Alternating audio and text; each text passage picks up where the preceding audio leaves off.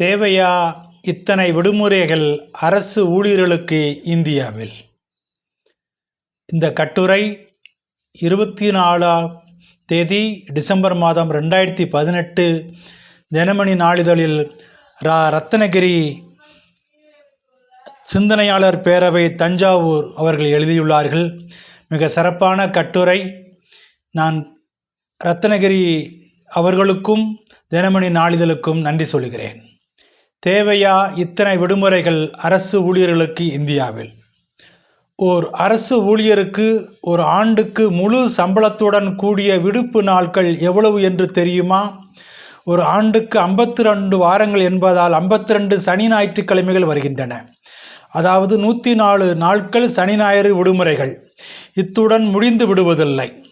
பொது விடுமுறை நாட்கள் 22, தற்செயல் விடுப்பு 15 நாட்கள், மதசார்பு விடுப்பு 3 நாட்கள், ஈட்டிய விடுப்பு 30 நாட்கள், மருத்துவ விடுப்பு 15 நாட்கள், இதற்கு மேல் தேர்தல் நாட்கள், முன்னாள் குடியரசுத் தலைவர் பிரதமர் மறைவுக்கு 2 நாட்கள், ஆக மொத்தம் 191 நாட்கள் நமது அரசு ஊழியர்களுக்கு விடுமுறை வழங்கப்படுகிறது. இதில் ஒரு சில விடுப்பு நாட்கள் சனி ஞாயிறுகளில் வரலாம், அதனால் விடுப்பு குறையலாம். அதிகப்படியான ஆண்டுக்கு 365 நாட்களில் சுமார் 191 நாட்கள் விடுப்பு என்றால் அவர்கள் வேலை செய்யும் நாட்கள் வெறும் 174 நாட்கள் மட்டுமே. ஒரு ஆண்டில் பாதிக்கும் அதிகமான நாட்கள் விடுமுறை என்றால் மக்களின் வரிப்பணம் வீணாகிறது என்றுதானே பொருள். வேலையில்லா திண்டாட்டத்தால் இளைஞர்கள் பலர் வாடும்போது ஊழியர்கள் இந்த அளவுக்கு விடுமுறை பெறுவது என்ன நியாயம்? சமூகத்தில் சலுகை பெற்ற பகுதியினர் அரசு ஊழியர்கள். ஒரு நாளைக்கு அரசாங்க விடுமுறை என்றால் அதற்கு பல ஆயிரம் கோடி ரூபாய் விரயமாகிறது.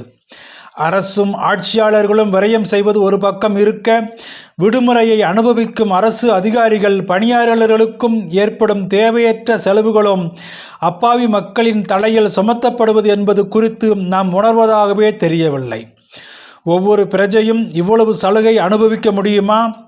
சிறு வியாபாரிகள், தட்டுக்கடை வியாபாரிகள், தள்ளுவண்டி வியாபாரிகள், விவசாய தொழிலாளர்கள், மரவேலை செய்பவர்கள், கட்டிடங்களுக்கு கூலி வேலை செய்பவர்கள், தலைச்சுமையாக கீரைகள், காய்கறிகள், பழங்கள் விற்பவர்கள், தெருவோர சிறு கடைக்காரர்கள், இதுபோன்ற சமுதாயத்துக்கு மிக தேவையான ஆண் பெண் கூலிகள் போன்றவர்களுக்கு இப்படிப்பட்ட விடுமுறை கிடைக்குமா?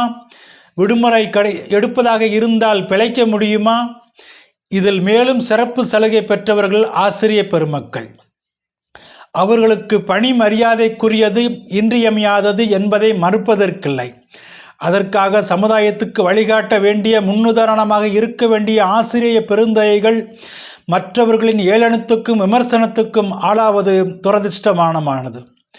தொடக்கப்பள்ளி ஆசிரியர்கள் முதல் கல்லூரி பேராசிரியர்கள் வரை காலாண்டு தேர்வு விடுப்பு, அரையாண்டு, முழு ஆண்டு தேர்வு விடுமுறைகள், இவர்களுக்கெல்லாம் அதிகப்படியான விடுமுறைகள் கொடுப்பதற்கான காரணம் அவர்கள் விடுமுறை நாட்களில் பல்வேறு பயனுள்ள நூல்களை படித்து செய்திகளை சேகரித்து கொண்டு தம்மிடம் கல்வி கற்கும் மாணவர்களை எதிர்கால போட்டி உலகத்துக்கு தயார் செய்யும் வகையில் தங்களை வழி உள்ளவர்களாக தயாரித்து கொள்வதற்காகத்தான். இதை வாசிக்கின்ற தங்கராஜையாகிய நான், எனது வயது இப்போது 48, என்னுடைய 40 வயது கண்காணிப்பிலே எந்த ஒரு ஆசிரியரும் அப்படிப்பட்ட ஒரு அனுபவத்தை, வாசிக்கின்ற அனுபவத்தை மேம்படுத்துவதாக நான் காணவில்லை. நான் அவர்களுக்கு கொடுப்பது தெண்டச் சம்பளம் என்று சொல்லவில்லை. ஆனால் இந்தியாவில் அவர்களுக்கு மிக அதிகமான சம்பளம் அரசு ஊழியர்களுக்கு மாத்திரமல்ல, அரசு டீச்சர்களுக்கும் கொடுக்கப்படுகின்றது. இந்த நிலைமை இந்தியாவில் மாற வேண்டும்.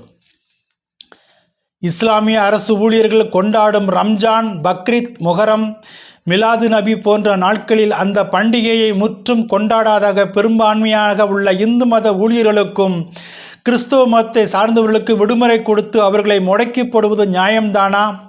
அதுபோலவே கிறிஸ்துவ மத பண்டிகைகளுக்கு இந்து இஸ்லாமிய ஊழியர்களுக்கு விடுமுறை கொடுப்பது எந்த வகையில் சரியானது?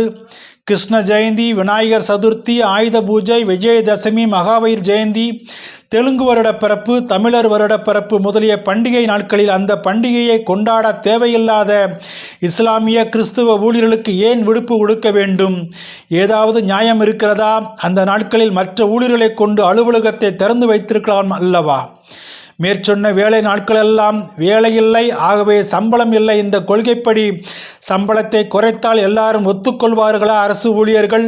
அல்லது அந்த நாட்களை வேலை நாட்களாக்கி வேண்டிய பண்டிகைகளுக்கு மட்டும் அதற்கான சம்பளத்தை தியாகம் செய்துதான் பண்டிகை கொண்டாட வேண்டும் என்றால் எத்தனை பேர் சம்பளத்தை விட்டுவிட்டு பண்டிகை கொண்டாடுவார்கள்? தீபாவளி அன்று கூட அதிகாலையில் எண்ணெய் குளியல் முடித்து பலகாரங்கள் உண்டு புத்தாடையுடன் அலுவலகங்களுக்கு வந்து விடுவார்கள். அதுதானே உண்மையான மதச்சார்பின்மையாக இருக்கும்.